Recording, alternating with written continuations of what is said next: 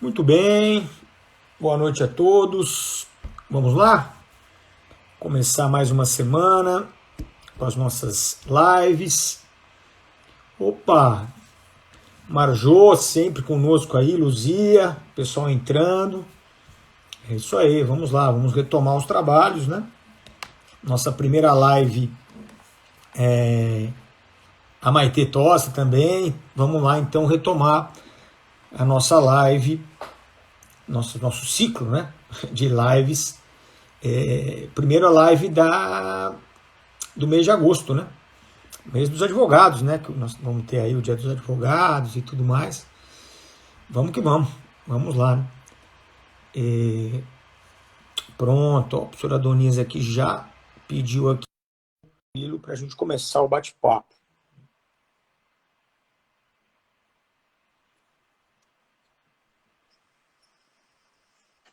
E Salve, aí, Daniel. tranquilo, meu rei? Tudo bom? Como é que você Beleza? tá? Tô bem. Maravilha. Tá me ouvindo bem aí? Imagem, tudo tranquilo? Poxa, deixa eu só aumentar aqui o volume. Pronto, maravilha. Estou ouvindo e vendo tudo perfeitamente. E você aí? Perfeito. Pô, tudo bom. Para mim tá ótimo. Imagem e som perfeitas. Maravilha. Tem Beleza? alguém perguntando aí, qual é o tema de hoje? Fraude à execução. Fraude e execução, né? Vou tentar. É que quando eu deixo aqui marcado, aí as mensagens ficam na sua cara. Então eu vou. O pessoal vai entrando. A hora que eles entrarem, eles vão perceber do que a gente está conversando. Beleza.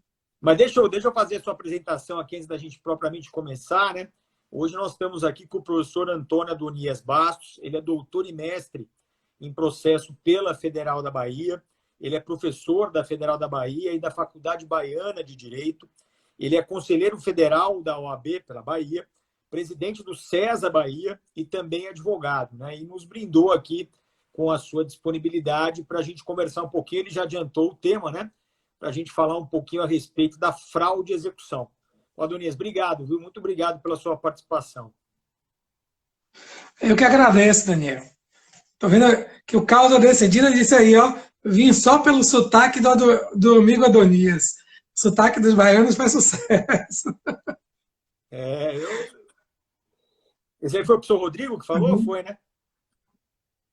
Não, causa decidida, não sei agora quem é. Tá aqui como É dele, apareceu aqui. do Rodrigo lá de É? Brasília. Ah, É, então beleza. é a página dele. Então estamos aí. Bom, meu amigo, então eu queria já O bom é que começar. aqui a gente encontra um caso de gente amiga, né? Aqui você vai ver, vai passar aí um pessoal aí das boas. Eles vão entrando, vão fazendo os comentários. Ó, a Maravilha. professora América aí, que está fazendo doutorado aí na UFBA, vai estar com a gente, inclusive, na semana que vem. O Adonias, me diz o seguinte, né? Quando a gente estuda a questão das fraudes, né, do devedor, a gente tem aquela distinção clássica, né? Fraude contra credores e a fraude à execução.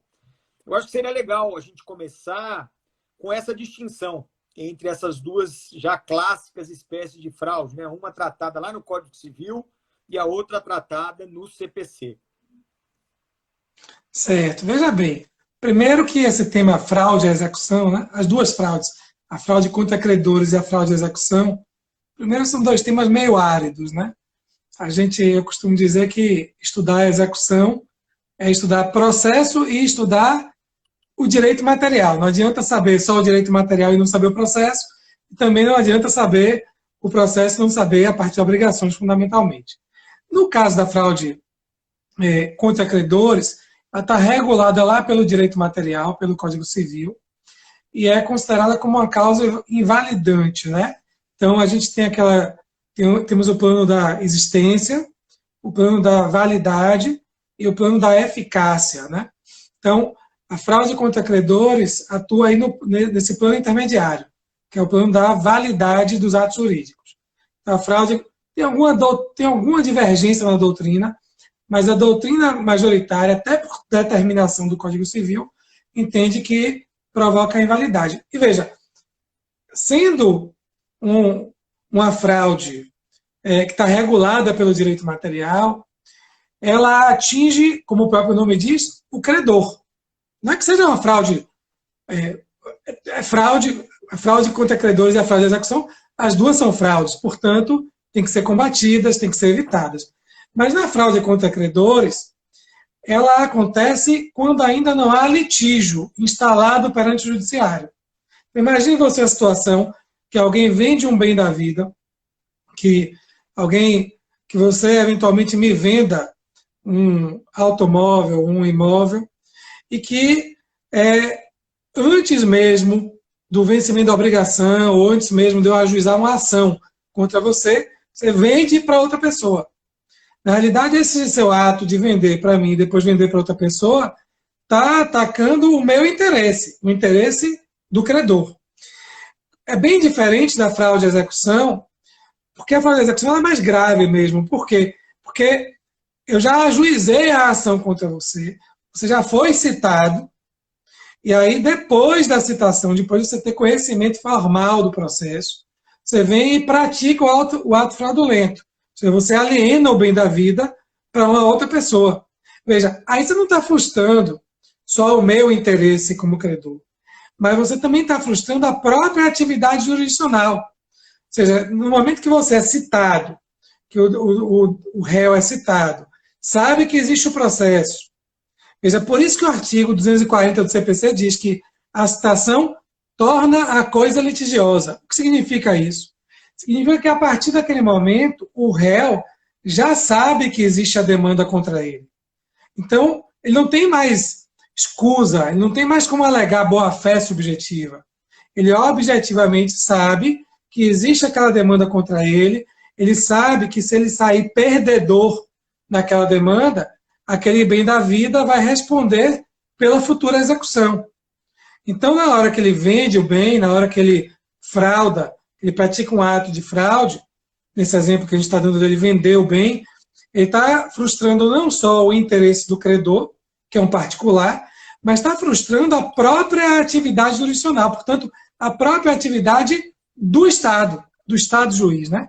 Então, a fraude à execução, ela, além de frustrar, de causar prejuízo para o credor, ela causa prejuízo também para a atividade estatal. E aí, repare, então é uma fraude muito mais grave, porque frauda o próprio interesse público. Tanto é assim que, na fraude à execução, o juiz pode, incidentalmente, no curso da execução, ele pode dizer assim, epa, peraí, houve uma fraude à execução. E aí ele vai ouvir o terceiro adquirente, vai ouvir o executado, para que ele possa declarar, olha, houve aqui a fraude à execução. Então veja que ele não precisa de um novo processo. Na fraude contra credores, é necessário que o credor promova uma ação pauliana contra o devedor, contra o terceiro adquirente, que vai ser réu, né, nessa ação de conhecimento, para desconstituir o ato fraudulento e conseguir o bem da vida. Na fraude à execução, não. Eu movi uma execução contra você, quero o automóvel. Você foi citado. E aí, você, depois de ser citado, de saber que existe o litígio, você vende o bem da vida. Veja, você está frustrando não só o meu interesse, mas o interesse do Poder Judiciário. Então, é uma fraude muito mais contundente, uma fraude muito mais grave, né, do que a fraude contra credores. Né? Agora, o interessante, Daniel, é que muita gente acha que a fraude à execução só acontece na execução.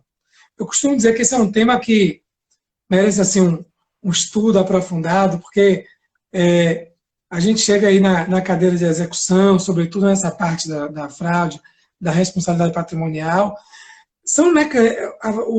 O entendimento da fraude à execução é um mecanismo, é um entendimento muito importante, porque muitas vezes a execução é o calcanhar de Aquiles do processo. Repare, obter a certificação é uma atividade que a gente só depende do judiciário. Mas no momento em que a gente entra na etapa de execução, na etapa de cumprimento de sentença, na execução fundada em título extrajudicial, a gente precisa encontrar o patrimônio. Então, com o estudo da fraude à execução, a gente consegue ver quais são os mecanismos que nós temos para poder combater, para poder evitar os atos fraudulentos. Né? Então, é um instituto bem muito relevante, bem interessante. E aí muita gente acha que a fraude de execução só acontece na execução. Na realidade, o cerne, assim, o núcleo da fraude de execução, no CPC 2015, está ali no artigo 792, né? 792 ele enumera quais são as hipóteses, enumera exemplificativamente, é bom que se diga, não é um rol exaustivo, ele enumera quais são as situações de fraude de execução. E aí ele diz o quê? Na maior parte dos casos, que acontece a fraude de execução quando o réu, sabendo que o objeto é litigioso, e aí a gente tem as hipóteses, né? Por exemplo, ele aliena o bem que é objeto de uma ação fundada em direito real. Então, repare, eu promovo uma ação contra o réu, buscando a propriedade do bem, buscando a posse do bem, enfim. E aí, o réu, sabendo que aquele objeto aquela coisa, aquele bem da vida, é objeto de litígio, ele vem e aliena.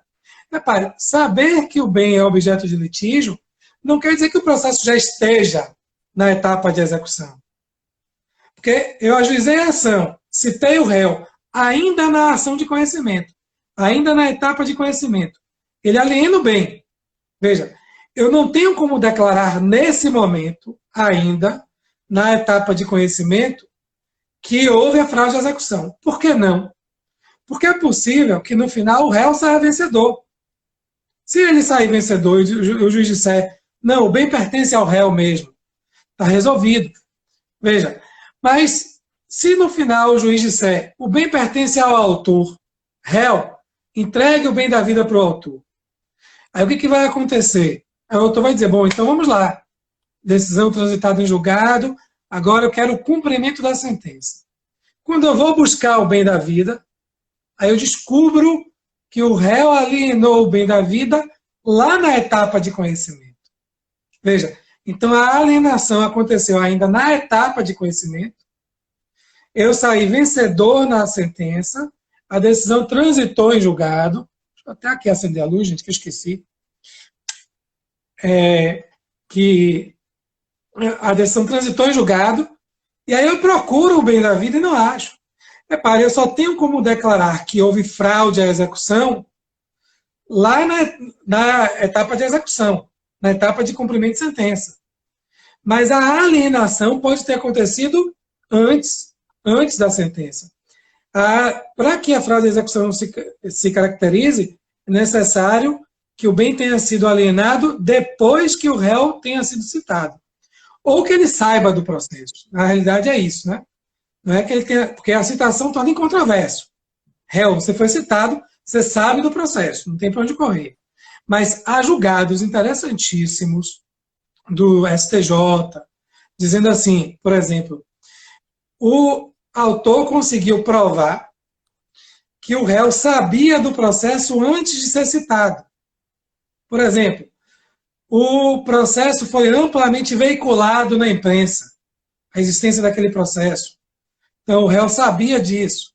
Ou então, o réu fez uma buscou certidões no judiciário, e aí lá ele identificou que existia aquele processo. E aí o autor consegue provar que o réu tinha ciência do processo antes de ser citado. Então, a citação torna incontroverso. O réu alienou o bem sabendo que o bem era objeto de um litígio. Mas pode ser que ele soubesse por outros meios antes. Aí é do credor o ônus de provar que o réu já sabia disso antes, né? Aí Vitor pergunta aqui, o difícil é provar que ele sabia. Aí depende da situação, né? Porque muitas vezes... Agora voltou. Tá? Pronto. Então, muitas vezes a gente consegue provar isso antes. E ele... Agora acho que foi o Daniel. Pronto. Travou, destravou? Como é que tá? Eu estou te vendo bem. Ixi, caiu? Peraí, caiu. Peraí que eu vou chamar ele de novo, então. Tava vindo, começou a travar e pá! Caiu.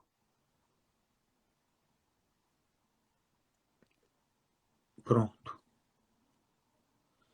Vamos ver.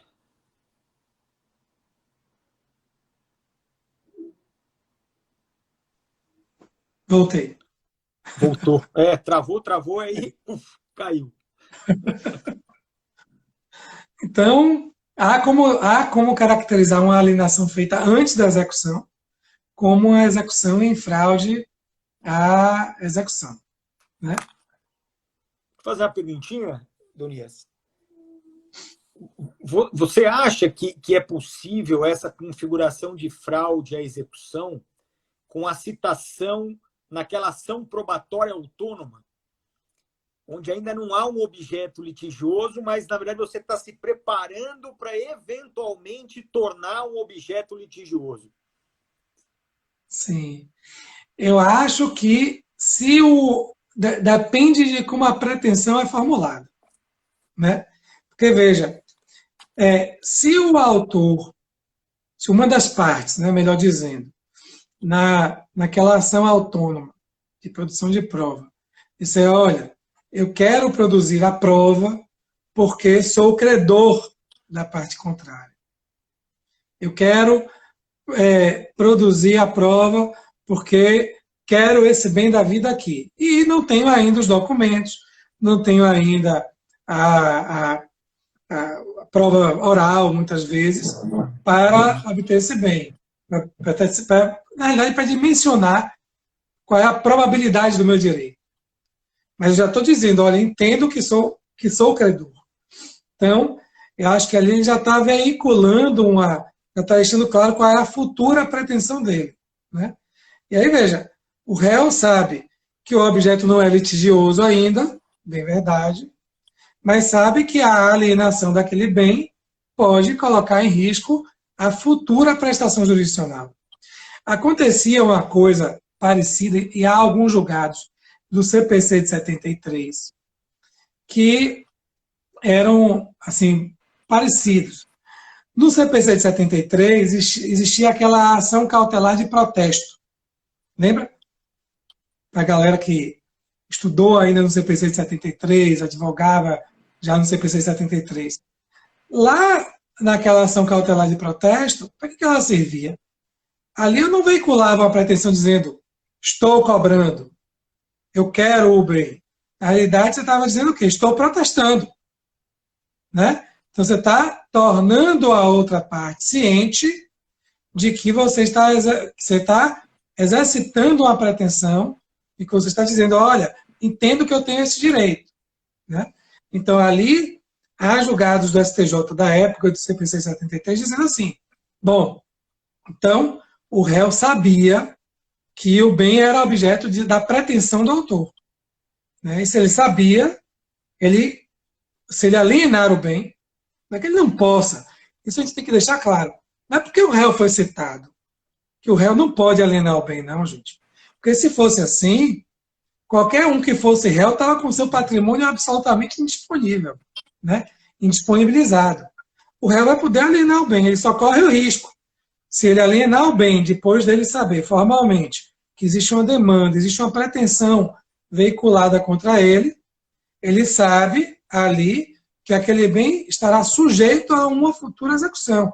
Então, eu costumo dizer assim, na realidade, a alienação feita nessas condições é uma alienação sujeita a uma condição resolutiva de eficácia. Olha que nome bonito, retardo, né? Uma alienação sujeita a uma condição resolutiva de eficácia. Por quê? Vamos destrinchar isso. Eu alieno, uma alienação. A alienação eu, réu, posso fazer. E essa alienação, de início, ela é perfeita. Ela existe, ela é válida e ela é eficaz. Ela transfere o bem que estava no meu patrimônio para o patrimônio do terceiro adquirente. Então, ela existe, é válida e é eficaz. Aí eu fico aguardando o quê? A sentença.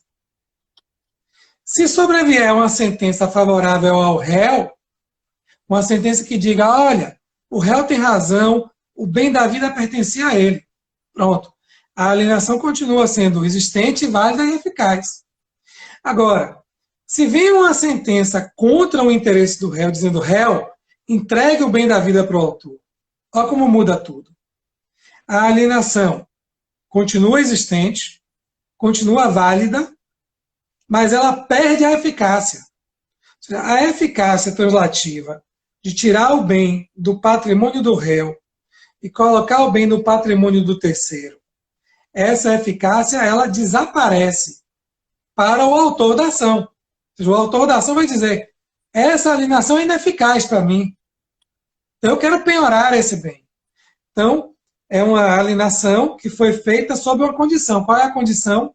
Não ter sentença desfavorável. Se tiver sentença desfavorável, aí a eficácia se resolve. Por isso que eu digo que é uma condição resolutiva de eficácia.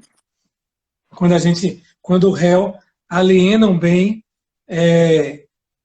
quando ele já sabe da demanda, né? É interessante, André, você colocou essa questão da ciência, né?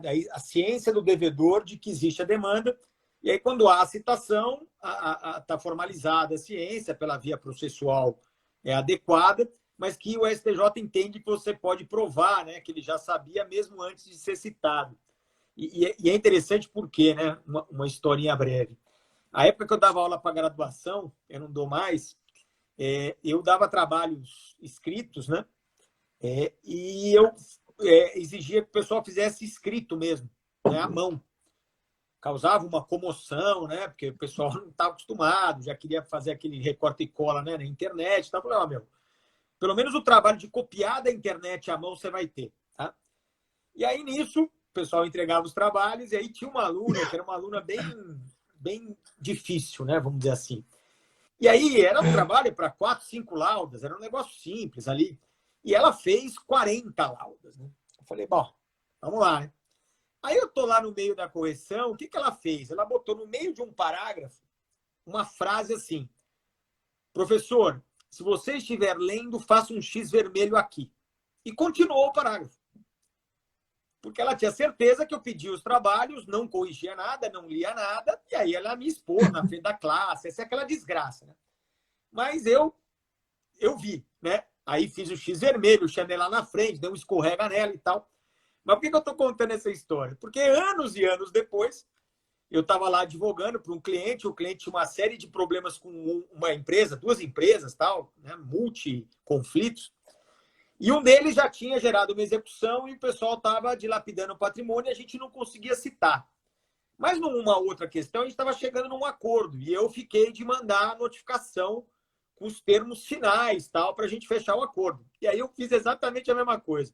Peguei lá no meio de um parágrafo e coloquei, olha, está em trâmite, execução, número tal, valor tal, e quero que, se Deus quiser. Aí mandei lá, o cara deve ter visto, estava esperando a notificação desse tema tal, assinou tal, aí já era. Aí, dia seguinte, a gente juntou os autos e o juiz falou, a partir de agora, qualquer alienação que vocês fizerem vai ser fraude de execução. Né?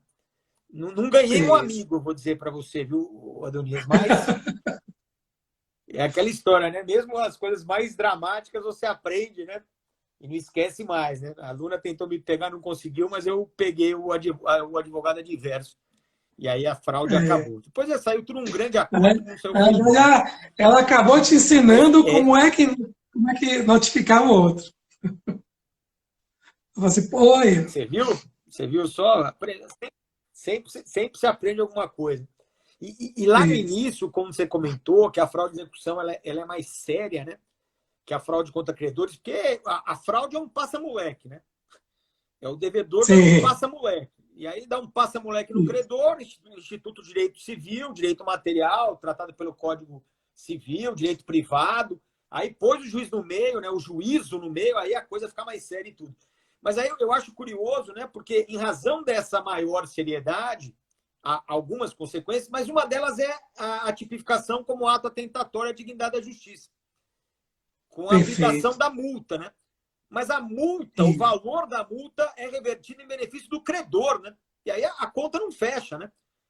Porque, exatamente. A multa porque ele está vitimando com essa fraude também o Estado, né? Quer dizer, não tem muito sentido essa multa aí para o credor.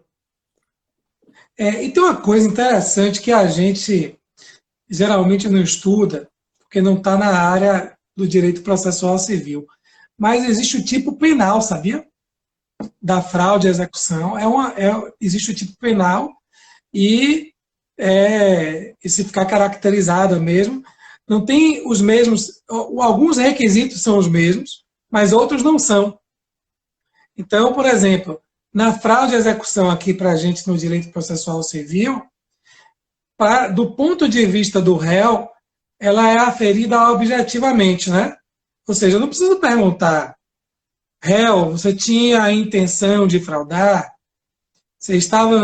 Existia ânimo de fraudar?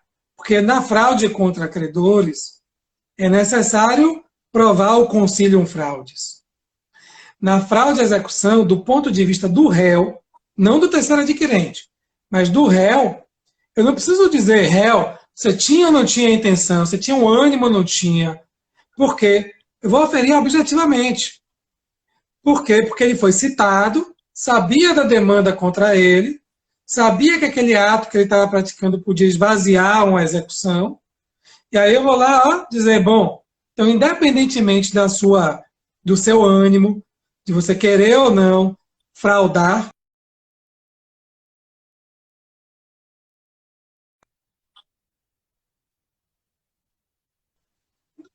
Travou, voltou? Pronto. Então, o ato em si, ele é aferido independentemente do ânimo, ou seja, das subjetividades do réu. Lá no direito penal, é necessário verificar esse ânimo. Né? Então, muitas vezes... Voltou? Beleza. Então, tem o tipo penal também, que a gente não explora, enfim, por conta da nossa própria formação, né? Mas é um ato gravíssimo.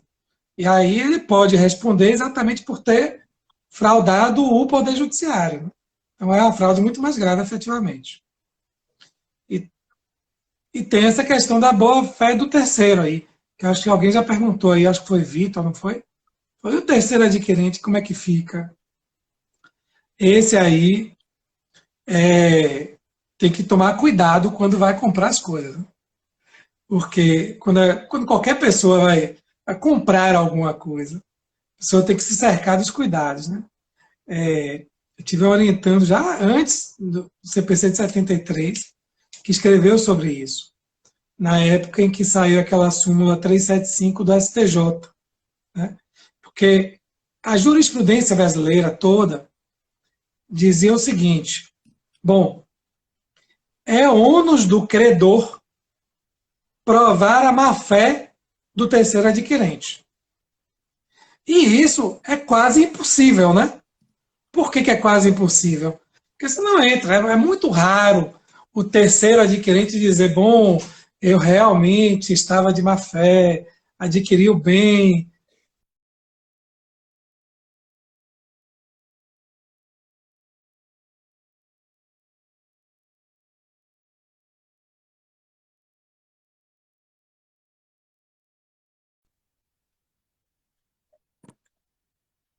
Voltou?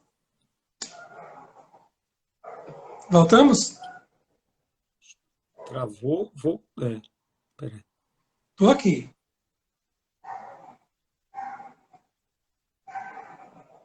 Tá me vendo? Estou vendo. Pronto, beleza. Então, repare, era muito difícil. E a jurisprudência dizia o quê? Que cabia ao credor provar, era ônus do credor provar a má-fé do terceiro adquirente. Só que isso era uma loucura, né? Porque ninguém vai entrar no ânimo do outro, dizer do terceiro, dizer assim, e aí, como é que tá? Você tinha intenção de provocar um prejuízo, de participar de um ato fraudulento? Ninguém dizia isso. Então, o que acontece? Tinha um julgado da ministra Nancy, no STJ, que apontava para o sentido contrário. E o CPC de 2015, e parece que ele veio ao encontro desse entendimento. Quando a gente examina o parágrafo 2º do artigo 792, a gente vai encontrar lá o seguinte, Luciano, eu vi aqui que está travando, né? o parágrafo 2º do artigo 792 diz assim: quando um terceiro for adquirir um bem que não está sujeito a registro, cabe a esse terceiro adquirente ter as diligências mínimas de quê? De tirar certidões, buscar certidões no judiciário. Para quê? Para verificar se aquele bem que aquela pessoa está adquirindo está respondendo ou não por um processo. Está ou não sujeito a um processo. Então, repare, se eu vou comprar um imóvel, que é um bem sujeito a registro, eu vou buscar saber qual é, vou lá buscar uma certidão da matrícula do imóvel, quero saber qual é a situação do proprietário que está me vendendo o bem, se ele é solvente, se ele não é solvente, se tem processo contra ele, se não tem processo contra ele. Bom, aí é mais simples porque eu tenho um bem sujeito a registro. Mas e quando eu estou adquirindo um bem que não é sujeito a registro? Eu tenho que ter a mesma cautela. Então, aquele bem está respondendo por um processo? É objeto de um processo? Existem processos no judiciário contra aquele vendedor que podem reduzi-lo à insolvência? O que o parágrafo 2º do artigo 792 fez? Ele protegeu o credor. Ele disse assim: terceiro adquirente, agora é você que tem que provar a sua boa-fé. Como? Exibindo as certidões. Então, quando você for comprar algo, você vai buscar certidões no judiciário para saber se a pessoa que está lhe vendendo responde ou não por processos, se esses processos já estão garantidos ou não, se essa pessoa é solvente ou corre o risco de cair em insolvência. Se, eventualmente, o credor disser que você atuou em fraude à execução, você, terceiro adquirente, atuou em fraude à execução, você tem que exibir essas certidões. Se você exibir as certidões e provar que você adquiriu com essas cautelas todas, então você está tranquilo. Você provou a sua boa-fé. Mas se você não exibir as certidões, você assumiu um risco. Você comprou às cegas. Você não sabe qual é a situação do vendedor, então você está assumindo um risco de comprar alguma coisa e perder essa coisa que você comprou, né? É uma aplicação do princípio da boa-fé objetiva no processo. No processo civil, repare, eu não estou perguntando para o terceiro, você queria fraudar ou não queria fraudar. Estou perguntando o seguinte, você, como homem médio, adotou as cautelas de praxe? Sim, adotei. Então, beleza. Considero que você está de boa fé. Não, você não adotou, então você está assumindo um risco pela conduta que você praticou. Porque na boa-fé objetiva, gente, é importante a gente ter em mente o seguinte, eu não examino a subjetividade da pessoa. Eu costumo comparar com a luta de boxe, Daniel. Repare, a luta de boxe é o quê? É uma competição. Qual é o meu objetivo? É derrotar o outro boxeador. Eu tenho um adversário. Eu posso bater nele. Eu estou ali naquela competição, eu posso bater no rosto, bater no tórax, bater nos membros superiores, bater no abdômen. Pronto. Todos esses lances são válidos. E a minha intenção é ganhar. Ou seja, eu estou litigando ali, estou numa situação de conflito e eu quero ganhar. Agora, se eu der o famoso golpe abaixo da cintura, o que o árbitro vai dizer? Ele não vai perguntar assim, será que você, Adonias, estava de boa fé ou de má fé? Será que você queria ou não queria prejudicar a outra parte? Ele não vai perguntar isso. Ele vai dizer assim, olha, você deu um golpe que é proibido. Você não podia ter dado o golpe abaixo da cintura. Isso é uma falta. Você vai ser sancionado por conta dessa falta. Então, veja, aqui é a mesma coisa. Ao invés da gente ficar investigando se o terceiro adquirente está ou não está, de boa fé, subjetivamente, no seu ânimo, a gente vai verificar o seguinte, qual foi o risco que você resolveu correr? Você resolveu comprar alguma coisa sem investigar a procedência da coisa? sem investigar a procedência do vendedor, qual é a situação do vendedor, assuma seu risco. Mas se você resolveu ter as cautelas, verificar quem é a pessoa que está vendendo, etc., aí o interesse desse terceiro adquirente tem que ser protegido pelo ordenamento, pelo sistema jurídico, né? E é interessante, né, Donias, como a virtualização desses registros, né, ela facilitou demais a vida de um terceiro de boa-fé. Né? Eu lembro na minha época que eu estava estagiando, ou seja, faz muito tempo isso, é que a gente não tinha um cadastro único de imóveis na cidade de São Paulo. Ou seja, a gente tinha 12 cartórios de imóveis na cidade de São Paulo, tinha que tirar 12 certidões. Isso na cidade, né? Se fosse pegar o Estado, se fosse pegar o Brasil, aí uma desgraça total, né? Isso. E ainda eram todas físicas. Ou seja, você tinha que ir lá e tirar certidão por certidão em cada cartório. E ficava com aquela tela lá guardando, né? Você guardava 5 anos, né? Se alguém fosse reclamar, você... não, tá aqui, ó. Mas hoje não, hoje está mais simples. Hoje aí pela internet a gente consegue. Uma pergunta, Nunes, com essa inversão aí do 792, parágrafo 2º, do que era, né, a interpretação jurisprudencial, e agora eu acho que não tem muito o que discutir, né? Como é que fica a súmula 375 do STJ diante dessa superveniência legislativa? Repare, a súmula 375 não foi cancelada, né? Ainda, pelo STJ. Só para a gente ler aqui a súmula, deixa eu até abrir aqui para a gente ver.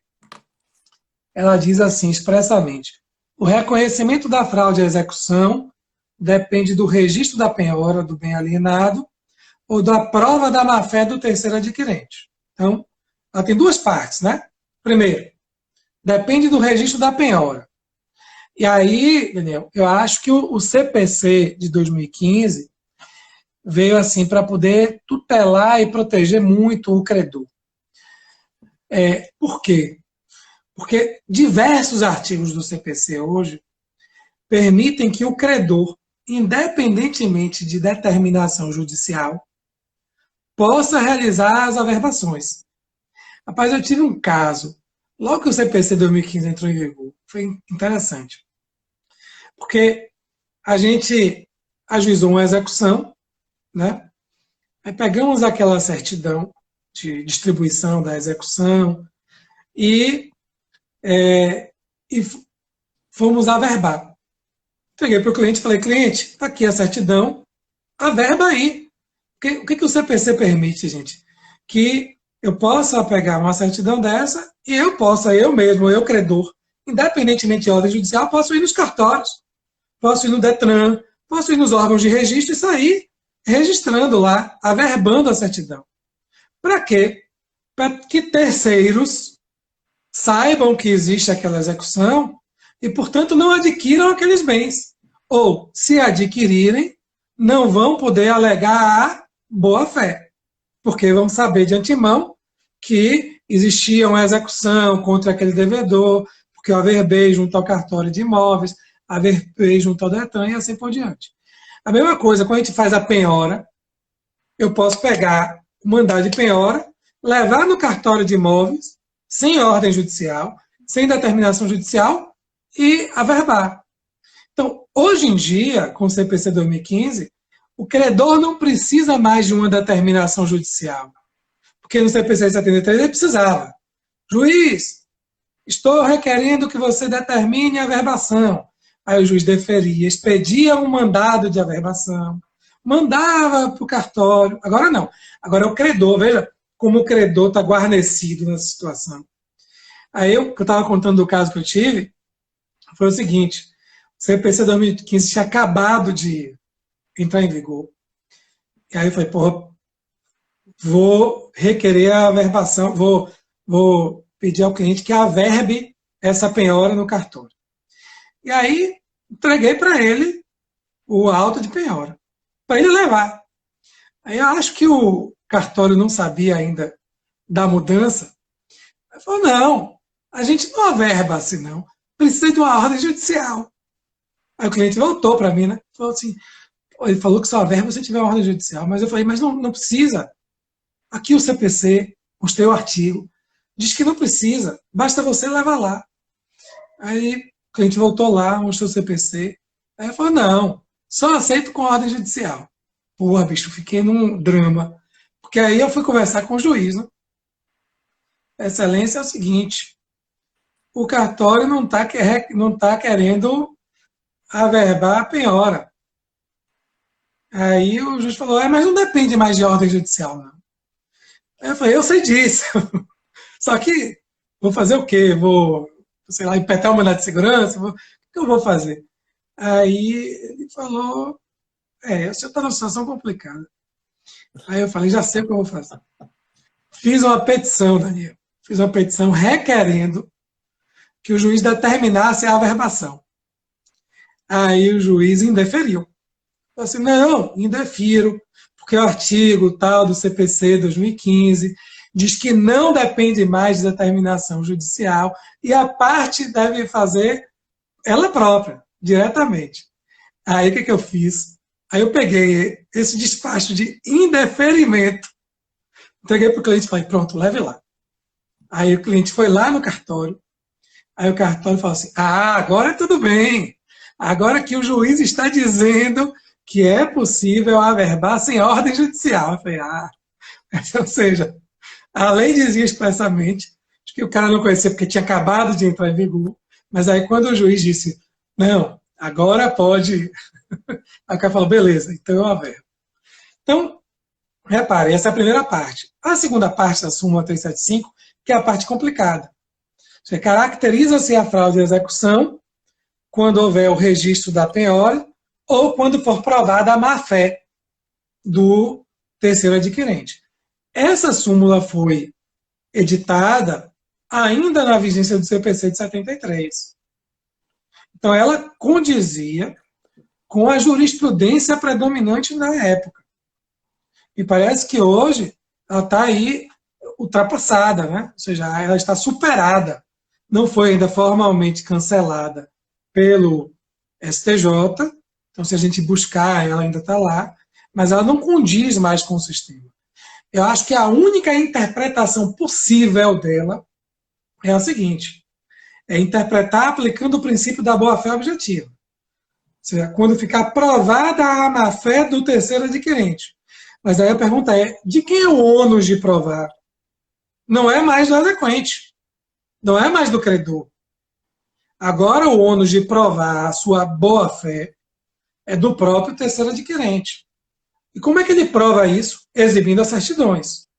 Se ele não exibir as certidões, aí a gente vai aplicar a boa-fé objetiva, o princípio da boa-fé objetiva, e vai dizer, amigo, você correu risco. Então, não está aprovada a sua boa-fé, vou considerar que houve má-fé neste sentido, segundo essa interpretação, e vou julgar improcedente, por exemplo, os embargos de terceiro movidos pelo terceiro adquirente. Né? Então, acho que é a única forma de compatibilizar, ou tentar compatibilizar a súmula com o CPC 2015. Né? E é interessante, né, porque nessas averbações todas que ele prevê, para mim a mais singular de todas é a averbação da hipoteca judiciária. Sim. Primeiro porque ninguém nem sabe o que é isso. Né? Então já é uma novidade. Né? Ninguém usa, né? Mas o dia que as pessoas começarem a tomar ciência do que é hipoteca judiciária, vai começar a acontecer um fenômeno muito diferente, né? Muito louco, na verdade, que é você, num direito de preferência, furar a fila de pessoas que já têm um título executivo, que já têm uma execução em trâmite, e você, sem nada disso, você tem uma sentença condenatória, muitas vezes apelada, com apelação no duplo efeito, você vai conseguir constituir um direito de preferência sobre um credor que está muito à sua frente, em tese, né, procedimentalmente, muito à sua frente, e o CPC incentivando a hipoteca judiciária como ele pode, né? Mas aí que está. Aí eu acho que vale a diligência do credor. Sim. Né? Porque, veja, você tem a possibilidade, eu tenho a possibilidade de averbar a hipoteca judiciária. Só que você que já tem execução, você podia ter averbado o ajuizamento da execução. Você podia ter averbado a penhora, né? Então, você tem mecanismos, todos os atos constritivos, o próprio ajuizamento da execução, permite que o credor vá lá e diga assim, bom, aqui, ó, ajuizei a execução, peguei a certidão de que ajuizei a execução, o juiz despachou, admitiu uma execução. Então, tá bom, vamos para o Detran, vamos para os cartórios de imóveis. Então, o credor que hoje em dia também fica parado, ele acaba arcando com a sua própria inércia, né? E aí o outro credor, que é mais diligente, vai fazer o quê? Ele vai, vamos logo averbar. Então, hoje em dia, no escritório, a gente faz isso. Ajuizou a execução, tira a certidão, averba, né? E aí, averbou, tenta localizar bens, aí você começa a deixar o executado sempre ali, bom, eu não posso mais vender, porque o terceiro vai saber, né? O terceiro que quiser comprar vai saber, bom, o bem tem uma execução contra você. O bem não foi penhorado ainda, é verdade, não foi. Mas esse bem pode responder por essa execução. Então, eu quero comprar o carro. Cheguei lá no Detran, vi, pô, tem aqui no Detran uma averbação de uma execução. Ah, mas a penhora não existe penhora ainda. Não existe penhora ainda, mas pode ser que exista e que recaia sobre o carro. Então, vendedor, me mostre que você tem outros bens. Claro. Para você não cair em insolvência, né? Sim. Então, E isso muitas vezes entra até na negociação de preço, né? Porque quando se há um risco, isso geralmente gera uma diminuição do preço e tal. Aí é aquela história, né? Você tendo ciência dos riscos e você, né, resolve assumi-los, quem nunca, né? Que eu não posso dizer que eu tenho cliente meu que já comprou bem com penhora averbada. Sim. Já comprou. Ah, mas e se tudo der errado? Não, se tudo der errado, eu ainda vou me dar bem. Então, beleza. Pelo valor que você está pagando, pelo valor do bem, pelo valor da execução, aí beleza. Você assume o risco. Na realidade, é disso que a gente está falando, de assumir um determinado risco, né? Porque, veja, repare, a gente tem uma situação que é a seguinte, eu vou dimensionar o meu risco em praticar os atos jurídicos. E é isso que você está falando, quem nunca, né? Ou seja, nós mesmos assumimos esses... o que eu costumo dizer é o seguinte, bicho, você vai comprar um jornal na banca de revista. Quem disse que aquele negócio não está todo onerado? Só que aí você fala assim, bom, mas eu vou gastar aqui, sei lá, R$3. Bom, eu vou gastar muito mais dinheiro procurando saber se o jornal, a procedência é ou não é, do que os R$3. É a mesma lógica.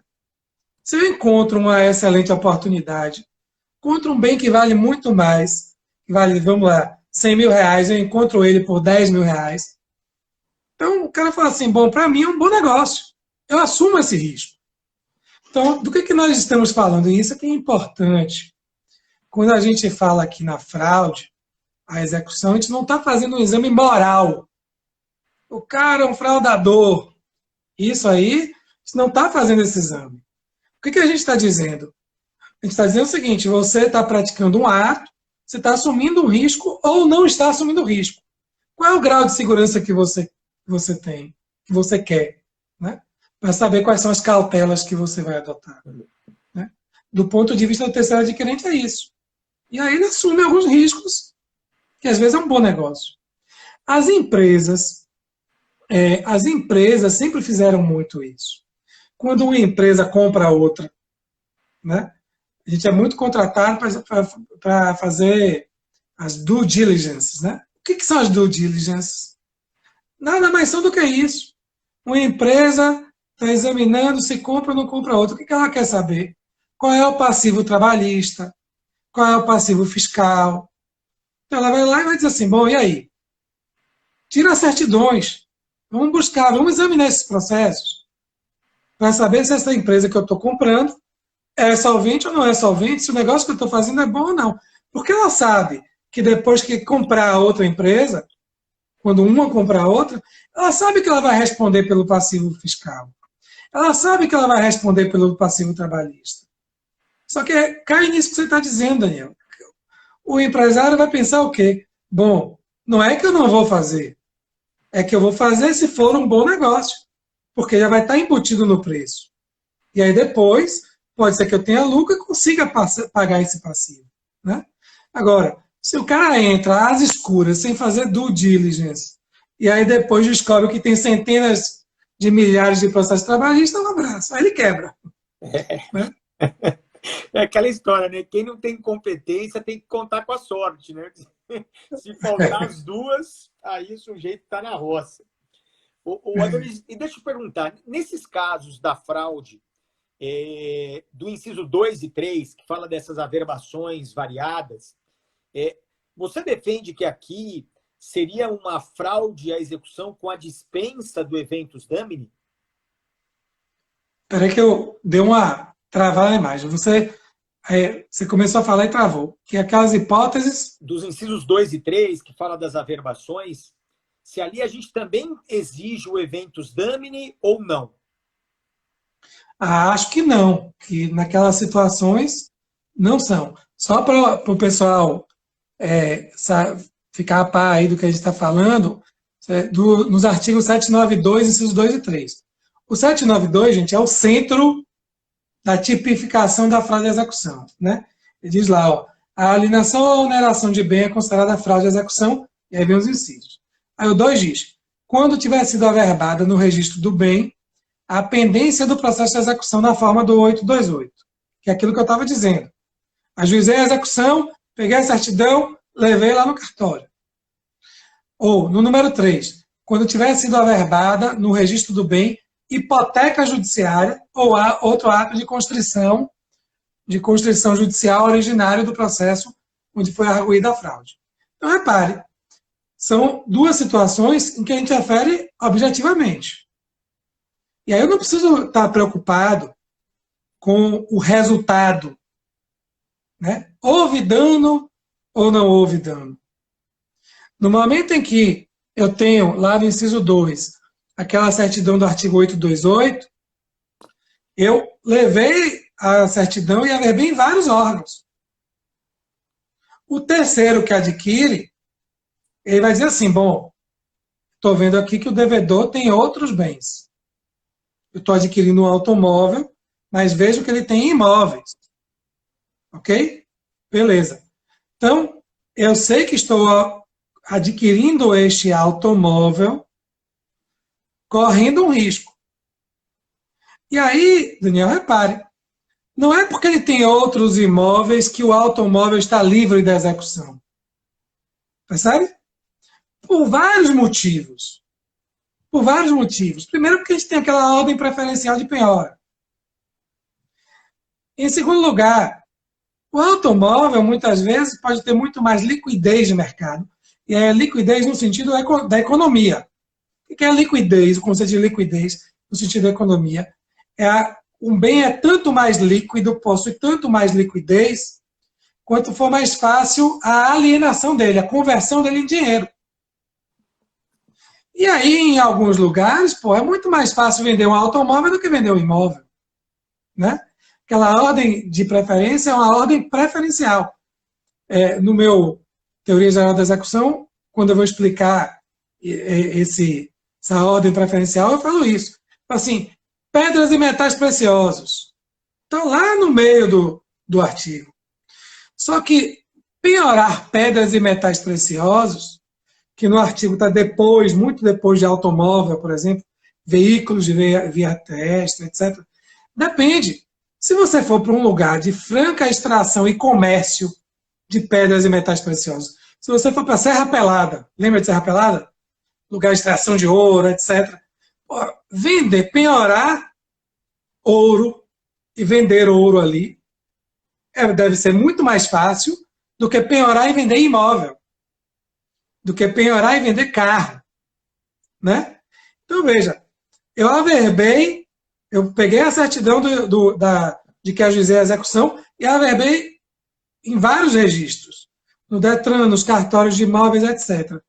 Bom, eu vou adquirir aquele automóvel, eu, terceiro adquirente, sabendo que, eventualmente, a constrição pode recair sobre ele. E aí tem outros elementos que não dependem só de mim, e não dependem só do devedor ter mais bens, ter bens que o façam solvente, né? Então, aí tem várias possibilidades. Então, me parece que aí a fraude pode ser caracterizada independentemente do dano, né? Ou seja, independentemente de causar prejuízo ao credor, né? Não, porque o bem, ele, de alguma maneira, fica vinculado ao processo com essa averbação, né? Eu fico pensando, por exemplo, você começou a falar do ouro, e como a minha esposa ela trabalha com joias, ela tem uma empresa de desenho, faz joias. Aí eu pensei também, a pessoa às vezes ela faz a averbação já pensando na adjudicação do bem. E a adjudicação, ela na verdade é algo favorável em termos materiais, porque a pessoa só vai adjudicar se ela quiser ficar com a coisa, mas em termos processuais, como ela é a primeira ordem de expropriação, ela também é algo planejado, né? Quer dizer, eu vou averbar isso, não vou averbar o resto, porque isso eu quero adjudicar e me livrar da expropriação, do leilão, dessa desgraça toda. Aí o sujeito fala, né, mas isso eu alienei. Tem aqui um imóvel que pode ser bom, pode ser vendável, então, mas tem um imóvel, você vai ter que avaliar, vai ter que levar para o leilão. Quer dizer, né? Quer dizer, pode não interessar ao credor. Exatamente. Então o credor pode dizer, bom, isso aqui eu não quero adjudicar. Né? Claro. Então, você pega um cidadão que mora na cidade, o cara às vezes não quer adjudicar uma fazenda. O cara fala assim, por que eu vou fazer com essa fazenda? Então, eu não entendo nada disso. Então tá fora, não é minha praia. Pô, mas eu penhorei tem um automóvel aqui, pronto, então vamos penhorar o automóvel. Então, eu acho que aí vai também dessa estratégia que você está dizendo aí, né? E tem também o problema de você fazer o credor correr na esteira, né? Que é correr e não sair do lugar. Porque você vai lá, penhora um bem, averba, avalia, vão para o leilão, aí na véspera do leilão o cara fala, gente, alienei. Mas não tem problema, porque melhor do que esse imóvel, eu tenho mais 3. Pode escolher aí entre os 3. Tá bom, então vamos lá, vai não ter fraude de execução, vamos lá. Todo o caminho de novo, ele fala, gente, vocês não acreditam, mas esse eu alienei de novo agora. Mas tem mais 2 aí, pode escolher, vai pro inferno, né? Quer dizer, você vai fazer o exequente patinar, né? Aí, isso, vai ficar ali penando e isso, inclusive, é uma estratégia do outro lado, né? Porque aí o credor vai cansando e aí fala, pô, então tá bom, vamos fazer um acordo aqui. Então, aí pode ser a estratégia do outro lado. Né? E eu lembro, o Adonias, mesmo muito antes do CPC de 2015, né, o Dinamarco, nas obras dele sobre execução, ele já criava 3 categorias, né? Porque ele falava em fraude contra credores, fraude à execução e o fraude do bem vinculado ao processo. Isso, que essa é a mais grave de todas. Essa seria tapa na cara, né? Pegar o juiz na cabeçada e tal. Porque, pô, imagine, o bem já está penhorado, e aí eu sei que, não só sei que existe um processo contra mim, como eu sei que o bem está penhorado e ainda assim eu alieno. Pois é. Aí, pelo amor de Deus, né? É assim. É o auge. Repare, é necessariamente uma fraude? Não necessariamente. Porque eu posso vender o bem penhorado e pegar o dinheiro e pagar. Tá aqui, eu estou pagando. Pronto. Porque no final, isso que eu falo que a gente não está fazendo um exame moral, a gente está fazendo um exame jurídico. Para que serve a execução? Para pagar o credor. Então, se o cidadão aliena um bem que está penhorado, pega o resultado dessa venda e entrega o dinheiro e paga o credor, está resolvido, bicho. Percebe? Agora, o que não dá é o cara alienar, o executado alienar o bem penhorado e falar, não vou pagar. Aí não dá. Porque aí é a mais grave de todas mesmo. Bom, Adonias, nós temos mais um minutinho só aqui de live, cara. Eu queria agradecer a tua presença, foi ótimo aí o nosso bate-papo. Queria deixar contigo aí o encerramento formal aí da live de hoje. Mas formalidade não é comigo não, mas eu encerro. Primeiro eu queria agradecer muito pelo convite, ok? Vi que várias pessoas aqui, ó, amigas nossas, passaram aqui, fizeram vários comentários. A gente fica batendo papo e acaba não conseguindo responder tudo. É difícil. Mas, assim, você me proporcionou um ótimo início de semana. Costumo dizer que eu quase fui engenheiro, eu fiz 4 anos e meio de engenharia. E desisti quando eu descobri que eu não ia gostar disso na segunda-feira. Aí eu falei assim, pô, eu preciso arranjar uma coisa que eu gosto de fazer para segunda-feira ser um bom dia. Um dia bom, pronto. Essa semana, minha semana começou ótima. Então eu comecei fazendo essa live aqui. Obrigado pelo convite, bicho. E conte comigo sempre. Tamo junto, amigo. Valeu. Tchau, gente. Obrigado. Valeu. Aquele abraço. Tchau para todo mundo.